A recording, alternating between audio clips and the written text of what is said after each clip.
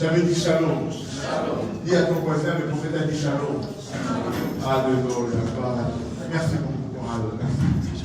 Que le Seigneur vous bénisse. En introduction, ce matin, je voudrais vous proposer deux textes des Écritures. Le premier texte, c'est dans Jean chapitre 4, texte que nous sommes en train d'exploiter depuis plus d'un mois maintenant.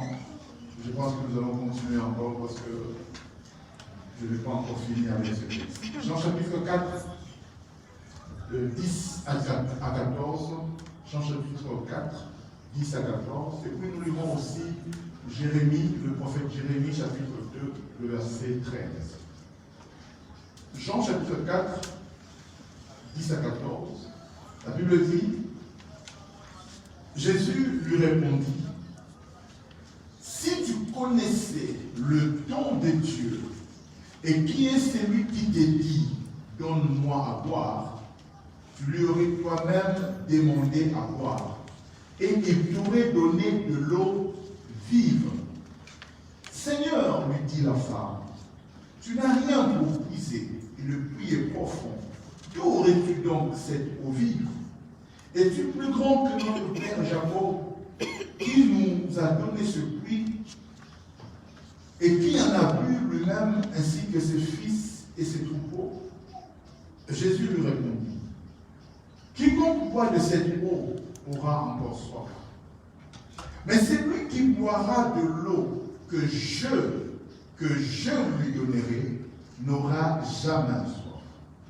Et l'eau que je lui donnerai deviendra en lui une source d'eau qui jaillira jusque dans la vie éternelle. Jérémie chapitre 2, le verset 13 et 14.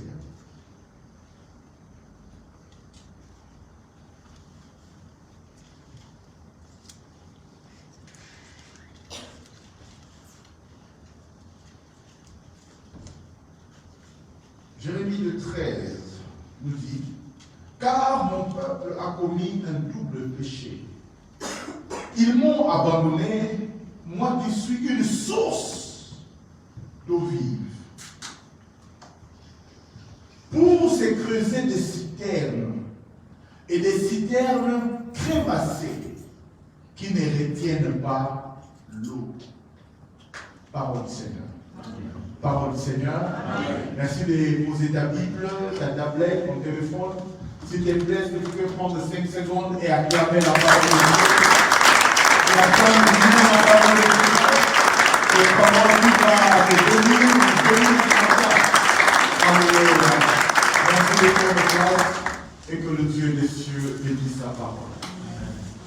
Je voudrais vous saluer de nouveau, tous dans le nom du Seigneur Jésus-Christ. Que le Seigneur vous bénisse abondamment. Je salue aussi tous ceux qui nous suivent par le voie des ondes, par le média, par les réseaux sociaux. Que le Seigneur vous bénisse abondamment. Depuis plus d'un mois maintenant, nous sommes en train de parler autour de ce thème, quand Dieu te fixe un rendez-vous. Quand Dieu te fixe un rendez-vous. Et ce matin, je voudrais prendre encore ce texte de Jean, chapitre 4, que nous avons exploité depuis presque un mois maintenant. Le Seigneur ne cesse de nous faire énormément du bien. Et ce matin, j'aimerais que chacun de nous puisse comprendre qu'il y a quelque chose de nouveau que le Seigneur veut nous communiquer ce matin. Dans ce texte, nous avons déjà dit que quand Dieu nous fixe un rendez-vous, certains ne savent pas que Dieu leur a fixé rendez-vous. Mais ce n'est qu'après que tu découvres que j'avais un rendez-vous avec Dieu. Parfois, nous venons à l'église un peu comme par habitude, un peu comme par coutume. Mais sauf que un jour, parfois, c'est le jour où Dieu change l'histoire de notre vie. Qui a dit Amen? Et ce jour-là, c'est le jour où Dieu avait décidé de changer l'histoire de cette femme. On a dit beaucoup de choses que je ne pourrais pas révéler là-dessus. Mais je vais avancer ce matin. Dans ce texte, nous lisons dans le verset 10, On a déjà expliqué tout le contexte, donc je vais essayer d'avancer. La Bible dit dans le verset 10, Jésus lui répondit, si tu connaissais le don de Dieu, et qui est celui qui te dit, donne-moi à boire, tu lui aurais toi-même demandé à boire, et il t'aurait donné de l'eau vive. Bien-aimés dans le Seigneur, j'aimerais que nous puissions retenir quelque chose ce matin. L'homme tel que Dieu l'a créé a besoin de Dieu. Dieu a créé un homme pour qu'il ait à interagir avec lui. Dieu n'a pas créé un homme pour que l'homme puisse se débrouiller. Non. Dieu a créé l'homme pour que l'homme soit en relation avec lui. Et du reste, la Bible nous dit dans le livre de la Genèse que Dieu descendait chaque soir pour s'entretenir avec l'homme. Dieu parlait avec l'homme. C'était un peu comme un ami pour Dieu. Parce que je te rappelle que dans les cieux, Dieu n'a pas d'amis. Dieu a des serviteurs. Les anges ne sont pas des amis de Dieu. Du reste, à aucun ange, Dieu a dit mon ami. Alléluia. Mais à ses disciples, à ses apôtres, Jésus, à un moment, ils ont atteint une telle relation que Jésus les a appelés mes amis. Alléluia. L'homme était un peu comme l'ami de Dieu. Dieu qui est sur son trône, il régnait tout ça, mais le soir, de temps en temps, il venait un peu faire un tour, et la Bible dit, il parlait avec l'homme. L'homme était l'être qui est censé interagir avec Dieu. Et je te rappelle que quand Dieu descendait pour voir l'homme, pour parler avec l'homme, la Bible dit Dieu est esprit. C'est-à-dire l'homme qui en réalité, l'homme aussi est un esprit. C'est-à-dire quand l'homme doit interagir avec Dieu, ce n'est pas au niveau de la chair, ce n'est même pas au niveau de notre âme, mais c'est au niveau de notre esprit. C'est au niveau de notre esprit que l'homme interagit avec Dieu. Parce que Dieu est esprit. Et je te rappelle aussi que l'homme est un esprit qui a une âme et qui vit dans un corps. L'homme n'est pas d'abord charnel, l'homme n'est pas d'abord ce corps, non, non. Le véritable homme, c'est l'esprit qui est en l'homme. Voilà pourquoi dans le livre de Job, on dit en réalité dans l'homme, c'est l'esprit. Ce n'est pas cette chair-là, cette masse-là, cette graisse-là. Non, non, non. Ce n'est pas ça le vrai toi. Le vrai toi, c'est ton esprit. Qui a dit Amen bien? Amen. Qui a dit Amen bien? Amen. Et puis finalement, quand l'homme a péché, l'homme, son esprit était éteint. Parce que Dieu avait dit ceci à Adam, le jour où tu mangeras de ce fruit que je t'ai interdit, tu mourras. Mais nous qui lisons la Bible, nous savons que le jour où Adam a mangé le fruit, physiquement, il n'est pas mort. Adam a continué à vivre. Mais quelque chose en lui était mort. Le vrai Adam, l'esprit d'Adam était éteint. L'esprit d'Adam était mort. Et vous savez que, puisque l'homme a été créé pour interagir avec Dieu, quand son esprit était éteint, l'homme commençait à chercher de voies et moyens pour remplacer cette relation. Parce que l'homme a viscéralement besoin de Dieu. Il y a Blaise Pascal qui dit dans le cœur de l'homme, il y a un vide à la forme de Dieu. Et seul Dieu peut combler ce vide-là. Vous savez, la science dit que la nature a horreur du vide. Quand il y a un vide quelque part, la nature va chercher à remplir ce vide-là. Soit par l'eau, si aujourd'hui, par mégarde, on creusait un trou ici, si on revient dans 2-3 jours, on verra que le trou sera rempli de quelque chose. Soit de l'eau, soit je ne sais pas quoi, mais la nature a horreur du vide. Et comme Dieu ne venait plus parler, s'entretenir avec l'homme, il y a eu donc un vide dans le cœur de l'homme. Et l'homme, depuis le temps, a commencé à chercher à combler ce vide-là. Et l'homme aujourd'hui encore cherche à combler ce vide-là. En tout cas, ceux qui n'ont pas Dieu avec eux, ils cherchent à combler ce vide-là par plusieurs autres choses. Qui par la drogue, qui par la prostitution, qui par des sciences occultes. Mais en tout cas, l'homme cherche à avoir quelque chose avec le spirituel. Parce que l'homme est un être spirituel. L'homme est attaché au monde spirituel. Parce que l'homme est un esprit. Et quand nous considérons la vie de cette femme, nous voyons aussi que cette femme avait un vide en elle. Avait un vide en elle. Et Jésus savait exactement de quoi la femme avait besoin. La femme, cette femme qui était considérée comme une prostituée, en fait, avait besoin de l'eau vive. Avait besoin d'une eau qui allait la satisfaire complètement. De la faire quitter de l'état de la prostituée à une évangéliste. Parce que plus tard, cette femme qui était déshonorée, prostituée, est devenue une évangéliste. Elle a retrouvé sa vraie nature. Elle a retrouvé sa vraie nature. Bien dans le Seigneur, je voudrais rappeler à chacun de nous que l'homme en réalité a deux faces.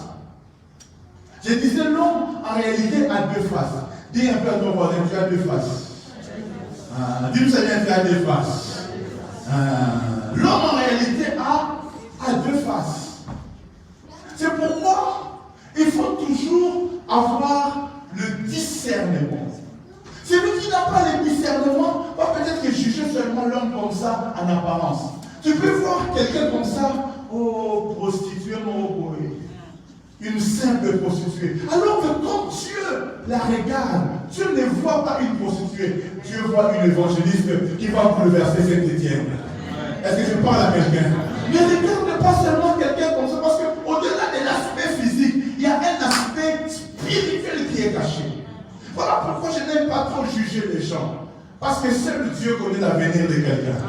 Cette femme-là, on l'appelait prostituée. Mais Dieu, dans son plan divin, savait que c'est une grande évangéliste. Je voudrais dire à quelqu'un, est-ce que tu peux dire à ton voisin, tu ne me connais pas encore? Il y a une face cachée. Vous savez, tout l'intérêt, c'est de savoir découvrir la face qui est cachée derrière l'autre. Et il y a un homme à la croix, il a eu la grâce de découvrir quelque chose qui était caché. Mais comment est-ce qu'un malfaiteur, un bandit, un voyou, un voleur à la croix, il voit aussi Jésus pendu à la croix comme lui. Mais il pouvait l'appeler collègue. Mais lui, au lieu d'appeler Jésus collègue, il dit, oh roi, quand tu viendras dans ton royaume, souviens-toi de moi. Mais comment est-ce qu'il a vu cet homme-là meurtri, frappé, les sangs couler? Mais lui, il n'a pas vu l'homme Jésus, mais il a vu le Seigneur de gloire. Si tu peux voir la face cachée, c'est là où parfois tu pourras réussir ta vie, ou si tu ne vois pas, tu pourras échouer. Parce que certains même ont fait des relations avec des gens, il a seulement regardé à l'emballage, mais à l'intérieur, un démoniaque, une démoniaque. Regarde au-delà de l'apparence. Voilà pourquoi j'aime le Seigneur. Parce que lui, il dit ceci, je ne regarde pas à l'apparence, c'est l'homme qui regarde à l'apparence, mais l'Éternel regarde le cœur. Autrement dit, il regarde à ce que toi, tu ne vois pas. Il regarde à ce que nous ne voyons pas. Cette femme qui était abusivement appelée prostituée, mais que le Seigneur, dans son dessein prophétique, savait qu'elle était une évangéliste, avait besoin de quelque chose, de l'eau vive. Dis un peu à ton voisin, j'ai besoin de l'eau vive. Cette femme avait besoin de l'eau vive. Mais tellement que l'eau vive n'arrivait pas, j'ai compris que cette femme avait commencé à remplacer son désir de trouver l'eau vive dans une vie dévergondée. Elle changeait de mari à mari. En fait, elle pensait que le vide que j'ai ici, ça sera un homme qui a beaucoup d'argent qui va les satisfaire. Alors, elle s'est mariée à un premier mari qui avait peut-être beaucoup d'argent. Mais elle s'est rendue compte que l'argent ne les satisfait pas. Elle change de mari. Elle dit non, maintenant, je dois chercher un mari vraiment qui est beau, un talent, DiCaprio. Il va trouver un Leonardo DiCaprio. Mais il se rend compte que ce n'est pas cet homme-là qui me plaît. Il dit non, je pense parle bien français. Il a français, bon, bien dans le terme. Non, pas les français. Elle changeait de mari. Et si Jésus n'était pas venu, elle ne serait pas arrivée au 6e mari.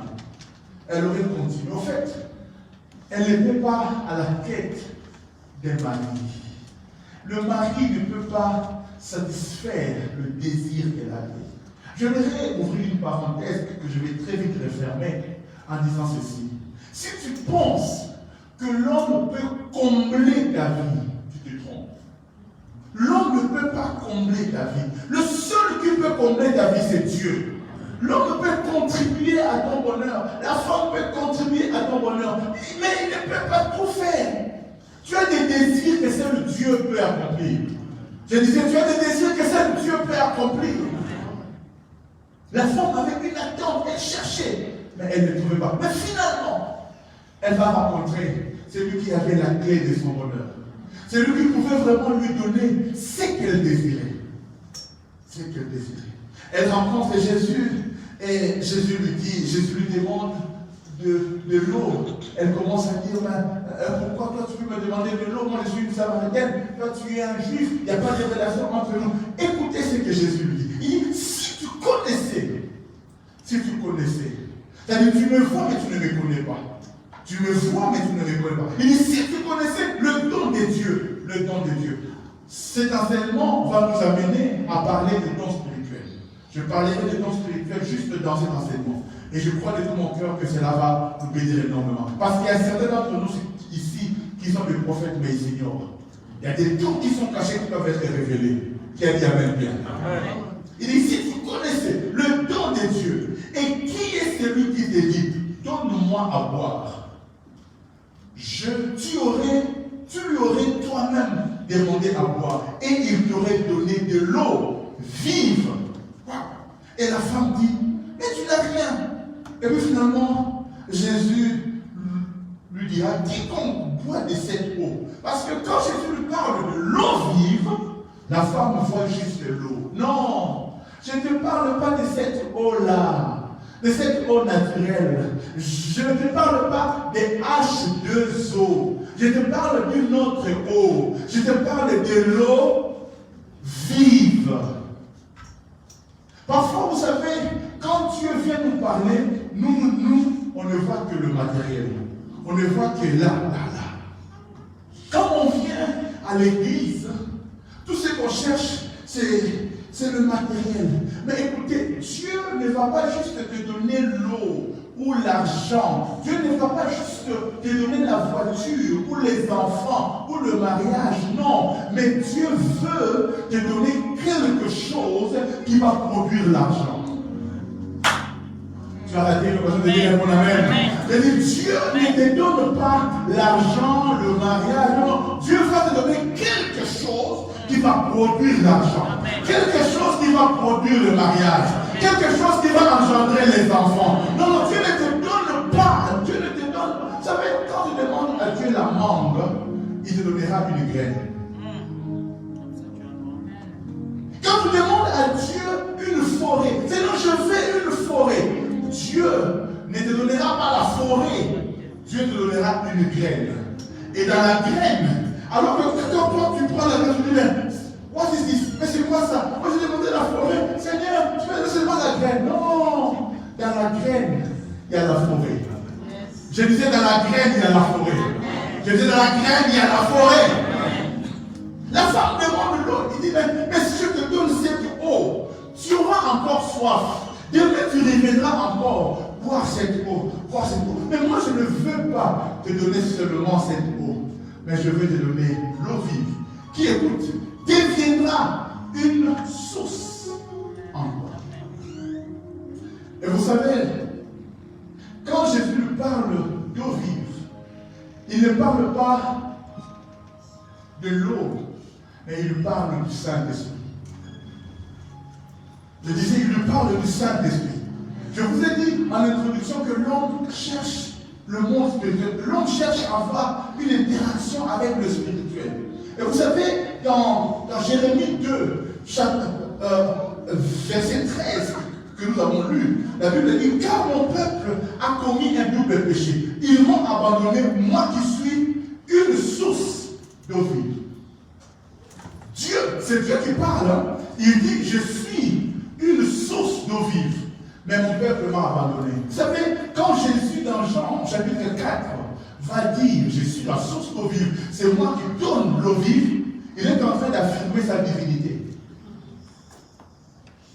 Parce que dans Jérémie 2,13, c'est Dieu qui dit, c'est Dieu, le Dieu d'Israël qui dit, c'est moi qui suis la source d'eau vive, mais mon peuple m'a abandonné. Et dans Jean chapitre 4, Jésus dit, je suis la source d'eau vive. C'est-à-dire, autrement dit, il dit, les dieux de Jérémie 2,13, c'est moi.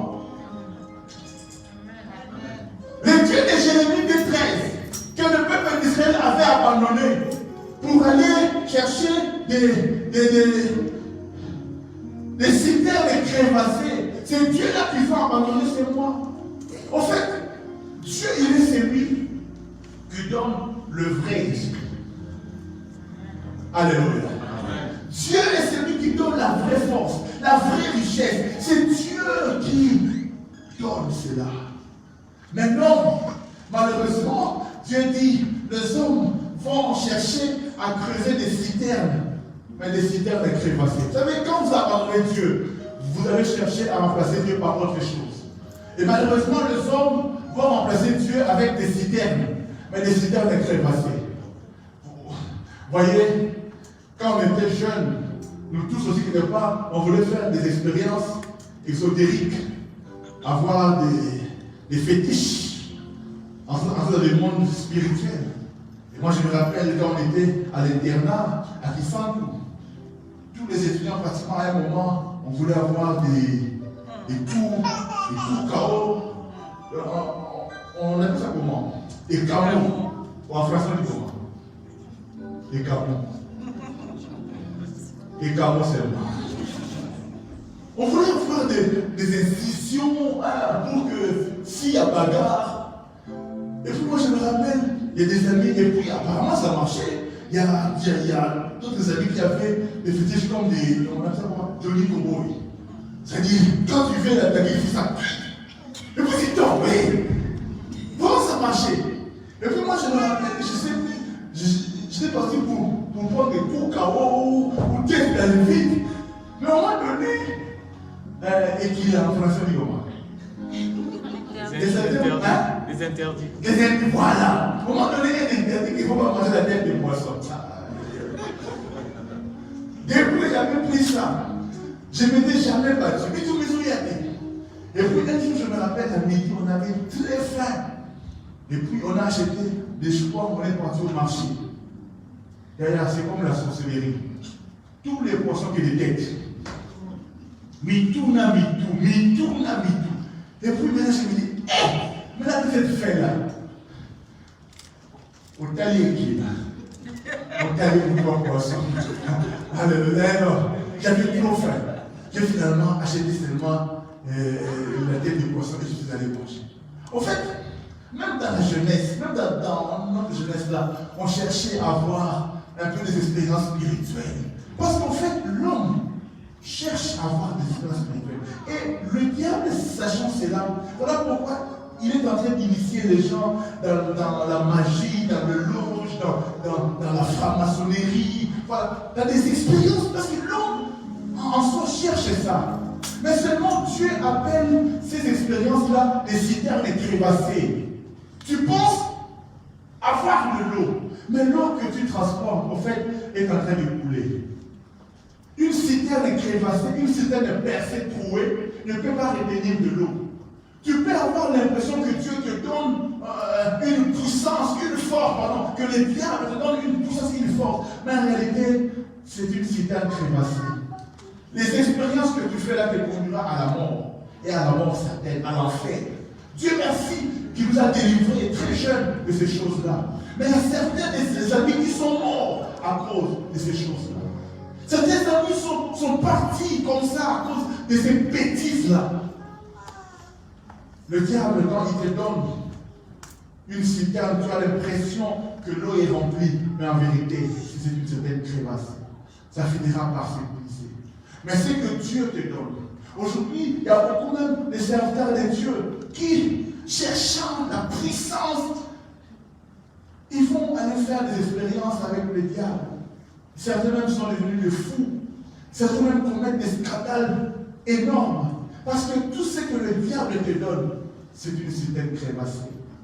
Tu vas expérimenter pendant quelques temps, mais après, tu vas pleurer. Mais celui qui donne la vraie puissance, c'est Jésus. Amen. Je disais, c'est Jésus. Amen. C'est Jésus qui va te rendre réellement puissant. Amen. La vraie puissance, ce n'est pas chez le diable. La vraie puissance, c'est chez Dieu lui-même, qui est le tout-puissant, l'auteur, le maître, le propriétaire de toute la puissance. Amen. Qui a dit Amen bien. Amen. Et j'aimerais même te rappeler que la puissance que le diable utilise, c'est Dieu qui lui a donné cela. Ah, la puissance que Dieu utilise, que le diable utilise, c'est Dieu qui lui a donné ça. Mais Dieu sait aussi comment est-ce qu'il peut éteindre ça. Voilà pourquoi celui qui est en Christ, Dieu lui dit, n'ayez pas peur du diable. Il dit, chassez-le et il fuira loin de vous. Mais pourquoi est-ce que celui que toi tu peux chasser, tu vas encore chercher un pouvoir chez lui? Est-ce que vous me comprenez? Est-ce que vous me comprenez? Vous savez, le diable peut te faire croire qu'il est grand. Mais en réalité, celui qui est grand, c'est lui qui a la main sur l'interrupteur.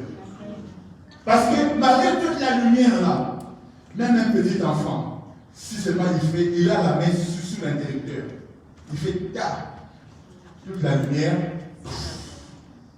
Et Dieu a laissé le pouvoir au diable, mais il t'a donné l'interrupteur. Je dis, il t'a donné l'interrupteur.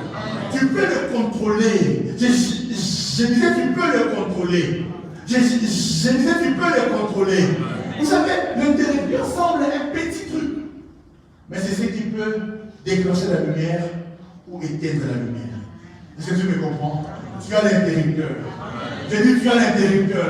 Le diable ne peut pas jouer avec toi. Vous savez, celui qui sait qui il est, le diable ne peut pas jouer avec lui. Voilà pourquoi ce matin, je vais dire à quelqu'un, tu n'as pas à avoir peur de sorcier. Tu n'as pas à avoir peur de marabout. Oh pasteur, on m'a appelé vraiment à Kinshasa, il y a un groupe de marabouts qui se sont liés contre moi. Ils ont pris ma photo, ils ont commencé à danser. Qu'ils dansent, s'ils veulent. Moi j'ai l'interrupteur. J'ai l'interrupteur. S'ils osent, je vais seulement faire tout. Et ils vont tous disparaître. La femme cherchait de l'eau. Mais la véritable eau vive, c'est Jésus qui la donne. Et lui-même, il dit, si tu connaissais le don de Dieu, et qui est celui qui te dit, donne-moi à boire, tu lui aurais quand même demandé à boire, et il t'aurait donné l'eau vive. Quiconque boit de cette eau aura encore soif. Mais celui qui boira l'eau que je lui donnerai. Yaya, écoutez-moi très bien. Tu ne peux pas avoir l'eau vive, autrement dit le Saint-Esprit en dehors de Jésus. Toute personne qui a des expériences spirituelles prétendant que cela vient de Dieu, mais si il n'a pas un jour donné sa vie à Jésus, toutes ces expériences-là ne sont pas de Dieu. Parce que la seule porte, la seule voie par laquelle nous recevons le Saint-Esprit, c'est par Jésus. Jésus dit, je lui donnerai, il n'aura jamais soif. Mais quelqu'un va me poser la question, mais qui est donc le Saint-Esprit? Qui est donc cette source d'eau vive, cette eau vive qui jaillit en nous et qui fait que nous puissions aussi devenir, qu'il y ait une source d'eau en nous, qui jaillit jusqu'à la vie éternelle? Mais qui est donc le Saint-Esprit? Vous savez, certains d'entre nous ici, nous pensons que le Saint-Esprit, l'eau vive, est une chose. Certains pensent que le Saint-Esprit est une chose. D'autres même s'imaginent que le Saint-Esprit est un vent. Un vent. D'autres pensent que le Saint-Esprit est juste un feu. Non. Le Saint-Esprit, quoi qu'il il peut utiliser le feu. Quoi qu'il peut être représenté par le feu, mais il n'est pas un feu. Le Saint-Esprit est Dieu. Je disais, le Saint-Esprit est Dieu. Je disais, le Saint-Esprit est Dieu. Mais vous savez que Dieu a toujours agi avec le Saint-Esprit. Depuis la Genèse, et nous verrons cela. Dieu, là où est Dieu, là où est le Saint-Esprit. Parce que le Saint-Esprit est Dieu. Parce que Dieu est le Saint-Esprit. Est-ce que vous me comprenez? Vous savez, dans l'Ancien Testament, Dieu a utilisé des hommes. Mais pour utiliser les hommes, il avait besoin que le Saint-Esprit puisse les impacter. Parce que nous ne pouvons pas véritablement être enfants de Dieu si le Saint-Esprit ne nous impacte pas. Si l'eau vive ne vient pas habiter en nous. Dans l'Ancien Testament, le Saint-Esprit n'habitait pas dans les hommes. Mais le Saint-Esprit travaillait parmi les hommes. Est-ce que vous comprenez la nuance? Dans le Nouveau Testament, le Saint-Esprit habite en nous. Mais dans l'Ancien Testament, le Saint-Esprit venait travailler de manière ponctuelle avec les hommes. Et tous ceux qui réussissent, ou tous ceux qui ont réussi, savaient qu'ils avaient besoin de la chose. Ils avaient besoin du Saint-Esprit. Pour un homme comme l'homme fort là, il s'appelle comment? Comme Samson. Par exemple, la présence du Saint-Esprit, c'était au niveau de ses cheveux. Le jour où on a coupé ses cheveux, parce que le Saint-Esprit n'habitait pas en lui. Quand on coupe ses cheveux, l'onction, le Saint-Esprit aussi, il se retire. Vous comprenez? Il se retire. Et donc, Samson est devenu vulnérable. Mais le jour où, puisque Dieu était Dieu d'alliance, le jour où les cheveux ont repoussé, le Saint-Esprit est revenu et Samson a retrouvé ses forces. Mais au contraire de Samson, toi, le Saint-Esprit n'est pas sur tes cheveux. Le Saint-Esprit n'est pas sur tes vêtements. Le Saint-Esprit n'est pas dans Simaloketo. Le Saint-Esprit est en toi. Et parce qu'il est en toi, il influence tes cheveux. Parce qu'il est en toi, il influence tes habits. Voilà pourquoi quand quelqu'un est rempli d'onction, même son habit, quand tu le touches, tu peux être guéri. Parce que le Saint-Esprit n'est plus en dehors, mais il est au-dedans. Est-ce que tu me comprends? Même l'homme, David, l'homme c'est l'homme, le cœur de Dieu. Il n'avait pas le Saint-Esprit en lui. Il avait le Saint-Esprit sur lui. Est-ce que vous comprenez? Et voilà pourquoi même quand il a péché, dans le psaume 51, le psaume de la repentance, David dit au verset 11 jusqu'à 13, il dit, ne me retire pas ton Esprit Saint. Seigneur, ne me retire pas ton Esprit Saint. Parce qu'en fait, le Saint-Esprit venait et il partait. Il pouvait être retiré. Parce que ça, c'était l'Ancien Testament. Mais dans le Nouveau Testament, le Saint-Esprit, il ne vient pas et il part. Non, non, non. Le Saint-Esprit est venu habiter en toi. Tel que tu es là, sache qu'il y a un Dieu qui habite en toi. Je disais, il y a un Dieu qui habite en toi. Je disais, il y a un Dieu qui habite en toi. Quand tu dors, celui qui habite en toi ne dort pas. Voilà pourquoi aucun sorcier ne peut venir te toucher, parce qu'il y a un Dieu qui habite en toi. Quand toi tu dors, le Dieu qui habite en toi, il ne dort pas. Il est là. Quand les sorciers, avec leur sorcellerie, viennent, c'est lui qui habite en toi. Il ne dort pas. C'est lui qui veille sur Israël. Il ne sommeille point. Il ne dort point. Et juste il les regarde. D'un simple regard. Eux-mêmes. Aidez-moi. Tout l'amour ici. Yaya, je t'interdis de vivre dans la peur. Voilà pourquoi, et je l'avoue, il m'arrive parfois de dormir sans prier.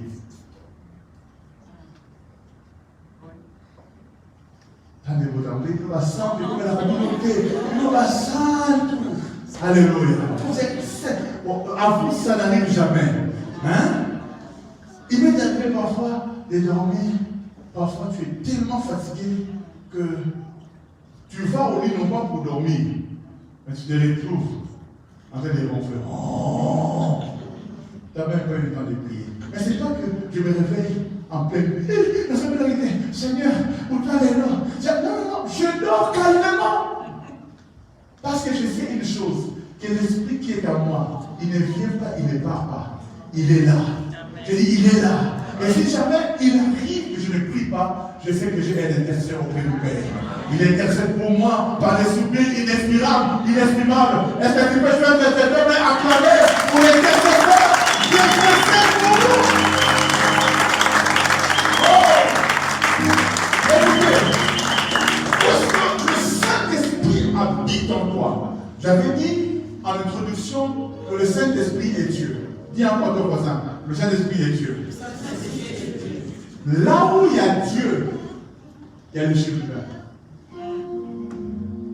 Est-ce que tu as déjà vu un roi se promener sans escorte? Hein? Est-ce que tu as déjà vu un président se promener sans escorte? Même quand notre ancien président, François Hollande, il faisait ses courses notamment en moto, il y avait quand même des policiers en civil qui les gardaient. Parce qu'un président ne peut pas se promener sans escorte. Voilà pourquoi la Bible nous dit ceci: l'ange de l'Éternel campe autour de ceux qui craignent Dieu. Pourquoi? Parce qu'en fait, Dieu est en toi, le roi habite en toi. Et parce que le roi est là, tu es la propriété du roi. Il faut que les anges soient là pour protéger. Oh non, ce n'est pas toi, mais c'est Dieu que tu portes. Le Dieu que tu portes, le Dieu, l'esprit de Dieu que tu portes. La Bible dit, il chérit son esprit. Il chérit. Le Saint-Esprit qui est en nous fait que nous sommes protégés, nous sommes gardés. Oh, Yaya, désire de vivre. Quand le Saint-Esprit vient habiter en toi, les démons n'ont plus de force. Je dis, ils ne peuvent rien contre toi. J'insiste encore, ils ne peuvent rien contre toi. Ils ne peuvent rien contre toi. Le Saint-Esprit ne vient pas et il part.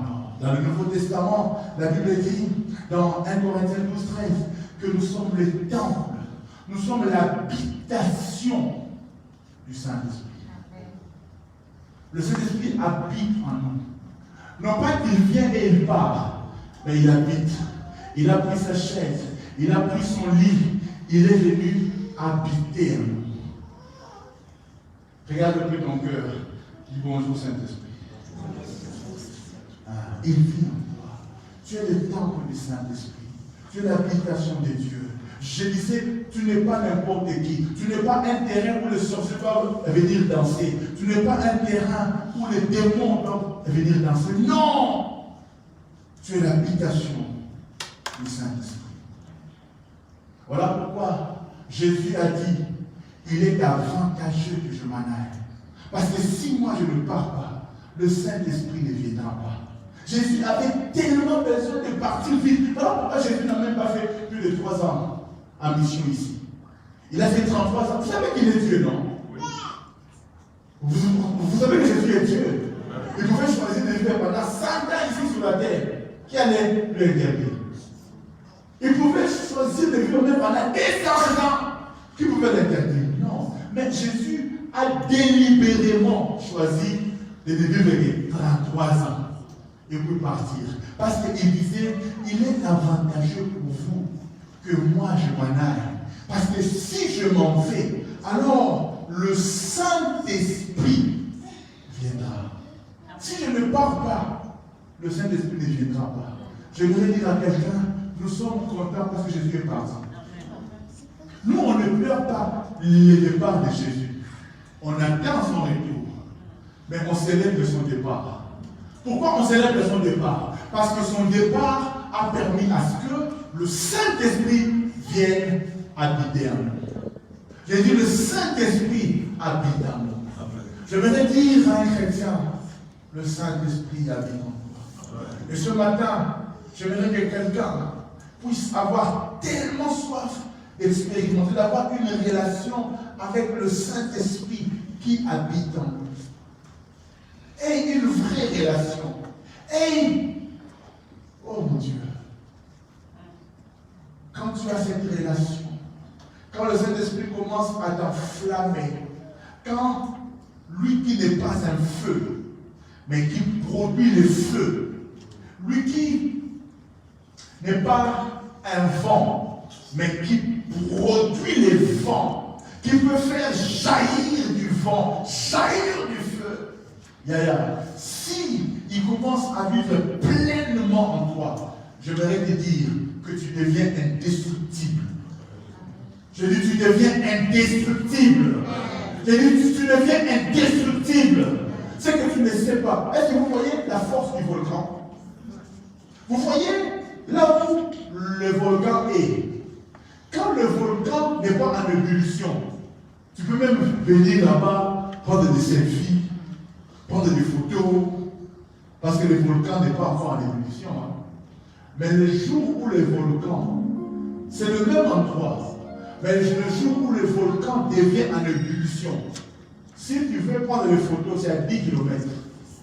Tu ne peux plus t'approcher. J'aimerais dire à quelqu'un, les mouches des démons se permettent de s'approcher de toi parce que le feu qui est en toi n'est pas en ébullition. Mais ce matin, je prie Dieu que ce feu-là commence en ébullition. Que le feu qui est en toi commence une ébullition ce matin. Et ce matin, tu vas brûler. J'ai dit, tu vas brûler ce matin. Il faut que le feu qui est en toi, commence à jaillir. Que le volcan qui est en toi. On a beaucoup joué avec toi. On te freine, on filme ton dossier, on dérange ton mariage. Et toi, tu es calme. Dieu sait. Il y a des choses où Dieu sait ne sait pas. Il y a des choses où tu dois faire sortir le volcan qui est en toi. Le volcan qui est en toi. On dérange ton mariage, on dérange tes affaires, on dérange ta santé. Et toi, tu es là. Sinon, non. Il n'y a pas des âmes dans le sol. Aujourd'hui, tu vas dire au Saint-Esprit, je veux que le volcan qui est en moi sorte. Le volcan. Quand le volcan sort, ce n'est pas le volcan qui demande à l'homme de partir, mais l'homme lui-même fait ses valises. Il fuit. Ce matin, il y a des gens qui doivent fuir loin de toi. Parce que le volcan qui est en toi, le Saint-Esprit qui est en toi, va se mettre en ébullition. On dit quoi? En éruption. Éruption volcanique. En éruption. Le Saint-Esprit est venu habiter en toi. Le dimanche prochain, je parlerai sur la personne même du Saint-Esprit. Nous allons monter de plus en plus. Parce qu'il y a des choses qui sont en toi. Il y a un feu en toi. Tu n'es pas seulement une femme là qui est venue pour faire des enfants. Non. Tu es une évangéliste. Tu n'es pas la femme samaritaine prostituée que les gens connaissaient. Non. Tu es une évangéliste. Je veux dans cette église des femmes de feu. Je veux dans cette église des hommes de feu. Des jeunes de feu. Vous êtes à l'école. Tu regardes le professeur et tu lui dis, professeur, hier à 12h, tu as trompé ta femme. Comment tu le sais? Dieu me l'a dit. Je veux dans cette église que la réunion de l'évodime soit une réunion où les enfants sont en train de prophétiser, de parler en langue. Regarde, ne rendons pas Dieu normal. Dieu n'est pas normal. Ne rendons pas nos cultes des cultes normaux. On vient, on écoute la parole et on parle. Non! Oh. Dieu c'est le feu! J'ai dit Dieu c'est le feu! On a été trop silencieux. On a été trop calme. Pendant longtemps, le volcan était tranquille. Non, cette année, le volcan va jaillir. Il y a un volcan en toi. Il y a un feu en toi. Il y a des dons en toi. Tes mains là. Il faut que le feu vienne dessus. La Bible dit, vous imposerez le main aux malades et les malades seront guéris. Mets tes mains comme ça. Mets tes mains comme ça. Que le feu de Dieu embrasse ces mains-là. Que tu imposes les mains aux malades. Que les malades soient guéris. Vous savez, ce n'est pas une question d'âge. Ce n'est pas une question d'âge. Ce n'est pas une question d'âge, Yaya. Je me rappelle encore, je n'avais que 14 ou 15 ans. Il y a une femme qui est venue nouvellement dans notre quartier. Elle venait de Kisangani. Elle ne connaissait pas beaucoup de gens dans le quartier. Mais sa fille est tombée gravement malade.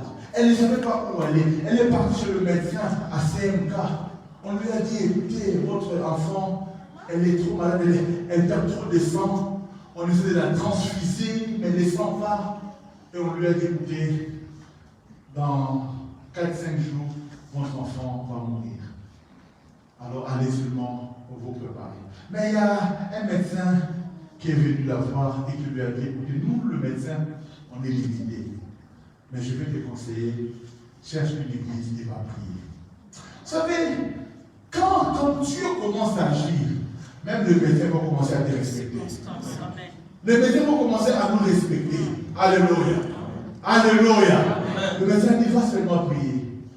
Et la femme est venue dans le quartier. Elle ne savait pas où prier. C'était une nouvelle. Et elle pose la question à une fille du quartier. Est-ce que tu ne connais pas un frère ici? Ou une église ici? Non, je connais un frère.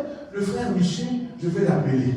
Et il viendra vers moi. C'est pourquoi il est très important, frères et sœurs, d'avoir un bon témoignage autour de vous. Il faut que les gens sachent autour de vous que vous êtes chrétiens. Alléluia. Et la jeune fille là, elle est venue me voir, non, frère Michel, maman, là, et voilà, qui cherche un frère. Et je suis parti, je n'avais pas 14 ou 15 ans. C'est-à-dire très court, un enfant. Et puis quand je viens, je sonne, ils avaient la porte, le judas était un peu haut, et je sonne. La femme ouvre le judas, elle ne voit personne. Elle referme. Je sonne encore. Elle ouvre la porte, elle me voit. Il dit, oui, tu cherches qui? Il dit, on m'a dit qu'il y a une maman qui cherche un frère ici. Il dit, oui, c'est moi le frère Michel. Elle me dit, c'est toi le frère. Ça dit, quand elle m'a vu, elle a vu un enfant et elle m'a juste négligé. Bon, vous savez, quand quelqu'un est dans le désespoir, hein? Bon, entre seulement. Et puis, je suis entré et elle m'a expliqué son problème. Vous savez, quand il y a un problème, même un enfant, tu peux expliquer. Hein? Vous savez, il y a des gens qui ont des problèmes, mais tu n'as pas comprendre les types là. Donc, même nous n'avons pas pu quand il y a des problèmes, c'est explique à tout le monde. Et elle a commencé à parler. Et puis, je lui ai dit, c'est bon. J'ai pris la Bible et j'ai commencé à lui parler. Je lui parlais de Jésus. Je lui parlais de Jésus. Et au fur et à mesure que je parlais, je voyais que ses regards avaient changé. Elle ne me regardait plus comme un enfant, mais elle commençait à voir Dieu en moi. Et je lui ai dit, est-ce que tu crois que si je prie pour ton enfant, l'enfant va guérir? Elle dit oui, pasteur, je le crois. Elle n'a même plus appelé frère. Elle a déjà commencé à m'appeler pasteur. Alors j'étais question de frère. Elle dit oui, pasteur, je le crois. J'ai prié pour l'enfant. L'enfant à qui on n'avait donné même pas une semaine pour vivre. 13 ans après, elle vivait encore. Et puis, de ce jour-là, elle est venue à l'église. Elle a commencé à prier. Elle m'avait notre église. Quand je l'ai amenée à l'église, c'est elle qui a donné des témoignages au pasteur. Même à l'église, les gens qui ne me considéraient pas ont commencé à me considérer. Yaya, quand tu commences à manifester le feu, personne ne va débloquer. Oh, on ne débloque pas. On a Lili, que froid. Manifeste le feu et personne ne débloquera. Vous savez, face au volcan, il n'y a aucun immeuble qui tient. Face au volcan, il n'y a aucun barrage qui tient. Quand les volcans arrivent, ils écrasent. Dis à ton voisin, je suis un volcan. Dis-le que je suis un volcan. Comment tu parles? Un volcan, je suis un volcan. Parle de lui, je suis un volcan. Cette année,